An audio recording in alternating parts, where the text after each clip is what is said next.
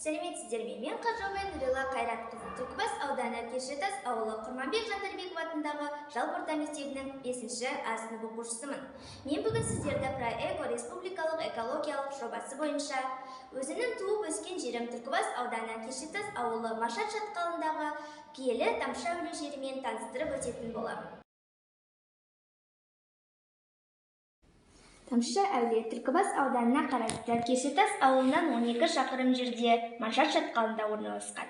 Шатқал аңғарындағы Машат өзенінің сол беткейінде Шошқабұлақ тауларының сілемдері бар. Өзеннің екі аңғары биік қатпар тасты жота. Өзеннің оң қапталында тау аңғарына сұғына кіріп, биіктігі 80-85 метрдей қатпарланған тас қабатты кездестіруге болады. Қош-қош жатастар, сан алуан желіктер көмкерген, көргенде көз сүрінетін, әсері керемет көріністі қос қойнауында тастан тамшы тамып тұрады. Тас қабатының үстіңгі жағы 30-35 метрдей қара, орта тұсы 20-25 метрдей ақ сұр, ал астыңғы қабаты ылғалданған. Содан көгеріп мүк басқан. Оның қалыңдығы 20-25 метрдей келеді. Тамшы әулиенің басында тастар өзге тастарға ұқсамайды. Мәңгілік толастамаған су астындағы тастар тым-қыл, беттерін мүк басқан. Жартас арасынан үздіксіз аққан су тамшыларының өзі шипалы саналады. Аққан тамшылардың сипаты да әртүрлі. Бірі сорғалай ақса, екіншісі сызылып ағады. Келесісі тамшылап, үзіліп тұрады. Бірі сарқырап, тіпті көзге көрінбей намданып ағатында түрлері бар. Тау суының дауысының өзі құлаққа жағымды. Бір сәт жүйкені тыныштандырады. Келушілер осы суға қарап, тас жылап жатыр деп айтады. Сондықтан Тамшы әулие аталып кеткен. Ол жайлы аңыздарда, әпсанада, тіпті ертекке айналған әңгімелерде көп. Осы орынды алыстан қараса, тамшы ағып жатқан. Аралықтан 7-8 метр биіктікте, арақашықтығы 8 метр шамасындағы екі үңгір бар. Ол осы тастың екі көзі іспетті. Сондықтан оны жергілікті халық Тамшы әулиенің екі көзі деп атайды. Сырт көзге алыстан қарағанда, шындығында да осы арадағы құбылыс жылап жатқан адамның бет бейнесін көз алдыңызға елестетеді. Тамшы ағып жатқан аралықтың асты ішке кіріңкі қуыстау келеді. Осы қуыста биіктігі 170-180 сантиметр, ені 120-130 сантиметр болатын тас бар. Тастың төбесі тегістеу, онда диаметрі 35-40 сантиметр келетін ойманы көруге болады. Оны ауыл тұрғындары Тамшы әулиенің қазандығы дейді. Осы жерге келгендер сол аралықтан су ішуге амалдайды. Ол аралыққа екінің бірі шыға бермейді, өйткені онда шығатын тас беттері жылтырап, аяқ бастырмастай тайғақтанып тұрады. Сондықтан шығуға әрекет еткендер жарты жолда аяқтары тайып, еңіске құлап жатады.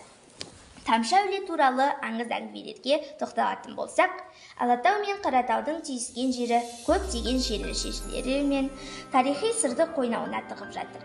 Миллиондаған жылдар бұрын пайда болған Тамшы әулиенің соның бір дәлелі іспеттес. Тамшы әулие тасының тамшылаған мына суда біздің алдымызда өмір кешіп кеткен ата-бабаларымыздың уағында да дәл осылай тамшылап тұрған.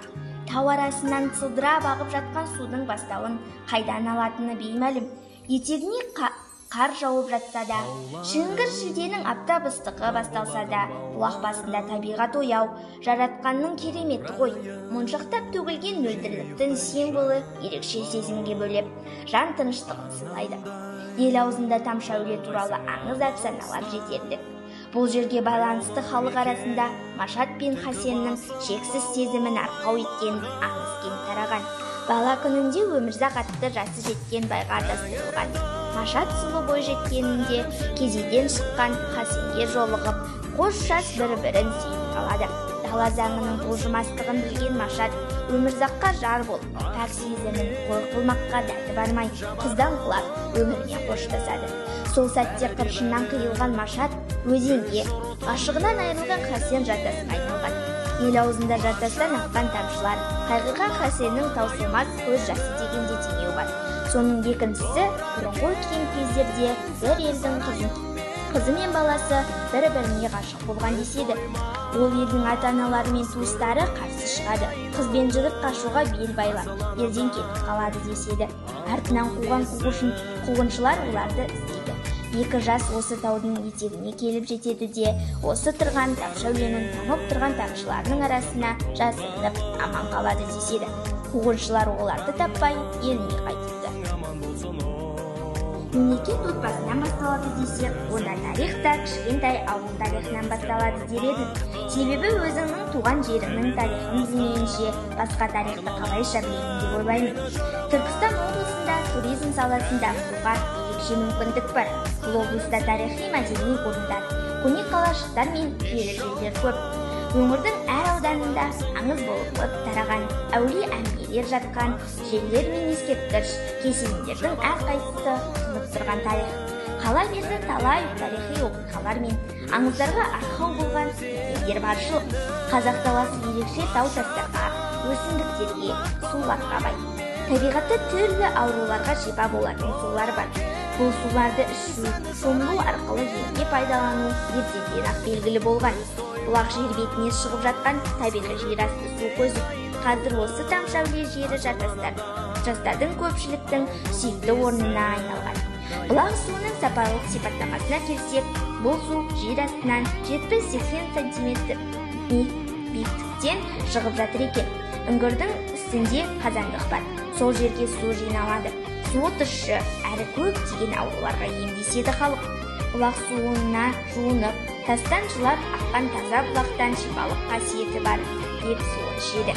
Үңгірдің қасында үлкен ағаш бар. Келген адамдар сол ағашқа мата, жіп байлап өздерінің арман тілектерін айтып кетеді. Үңгірге жалбарына барған адам ауруынан айығады. Дүниеге ұрпақ әкелуге үміт түскендер тамшы әулие бұлағының тылсым күштерден тілек тілесе орындалады деген халық арасында сондай наным бар.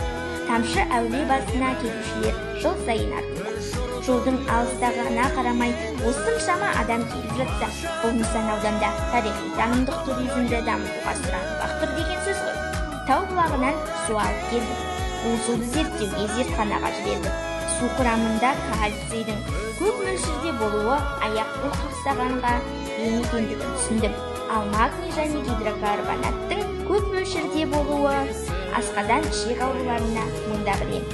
Басқа да минералдардың адам ағзасына шипалы екендігін түсіндім. Судың құрамында бактериялар жоқ екендігі анықталды.